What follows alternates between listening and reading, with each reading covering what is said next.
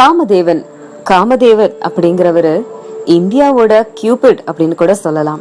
இவரோட வேலை என்ன அப்படின்னு கேட்டா, எல்லாரையும் காதல் வயப்படுறது. உலகமே காதலுக்கு அடிமையானதுதான். ஒருத்தவங்களை இன்னொருத்தவங்களுக்கு பிடிக்கணும் அப்படின்னா அந்த இடத்துல காதல் கண்டிப்பா இருக்கணும். அந்த மாதிரி இரண்டு மனங்களை ஒத்து போக வைக்கிற ஒரு வேலையை தான் காமதேவன் செஞ்சுட்டு வந்தாரு. காமதேவன் கடவுள் பரமசிவனுக்கும் பார்வதிக்கும் காதலை உண்டாக்கின கதை தெரியுமா? ஒரு தடவை பரமசிவன் உலகத்தை துறந்து முற்றிலுமா தவம் இருக்கணும் அப்படின்னு போயிட்டாரு. அந்த நேரம் அவருக்கு எதன் மீதும் பற்று இல்ல. ஆனா அவர் எது மேலேயும் பற்று இல்லாம உலகத்தை துறந்து தவம் இருக்க போறேன் அப்படின்னு போயிட்டா உலகத்தை யாரு காப்பாத்துறது அப்படிங்கிற பயத்துல தேவர்கள் எல்லாருமே காமதேவனுடைய உதவிய நாடினாங்க.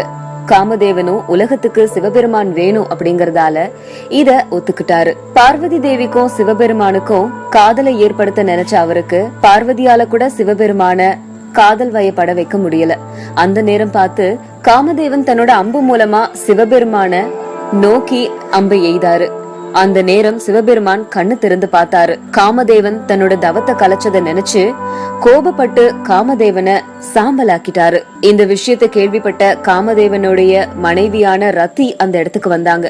யாராலையும் தேத்த முடியாத அளவுக்கு ரொம்ப சோகத்துல இருந்த அவங்க பார்வதி தேவி கிட்ட முறையிட்டாங்க. தன்னோட கணவனை காப்பாற்றி தரும்படி கேட்டாங்க. இந்த அழுகுரல் சிவபெருமானுக்கு எட்டுச்சு.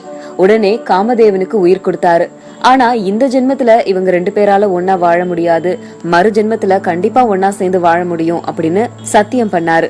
அதன்படி மறு ஜென்மத்துல காமதேவன் கிருஷ்ணருக்கும் ருக்மணிக்கும் பிறந்த மகனான பிரத்யும்னா அப்படிங்கிற பெயர்ல பிறந்தாரு. ரதி ருக்மணியோட சகோதரனுக்கு பிறந்தா. இவங்க ரெண்டு பேரும் திருமணம் பண்ணிக்கிட்டாங்க.